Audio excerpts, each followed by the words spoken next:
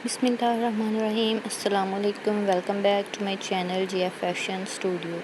आज की वीडियो में 3 मंथ की बेबी गर्ल के लिए बहुत ही खूबसूरत सा डिज़ाइन है, जिसके लिए मैंने ये एक डबल फोल्ड करके फैब्रिक ले लिया है।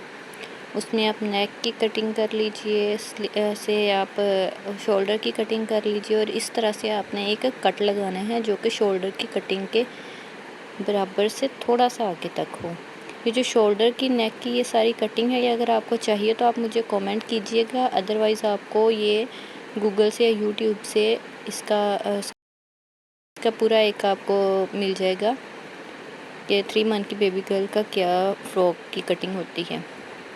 मैंने जस्ट यहाँ पे टाइम की बचत करते हुए आपको जल्दी जल्दी में बता दिया है। इस तरह से आप यहाँ पे लेस लगा सकते हैं और खूबसूरत सी फ्रॉक रेडी हो जाएगी। वीडियो पसंद आई है तो वीडियो को लाइक और शेयर कीजिएगा, चैनल को सब्सक्राइब कर दिया करें। Thanks for watching GF fashion studio. अल्लाह हाफिज़।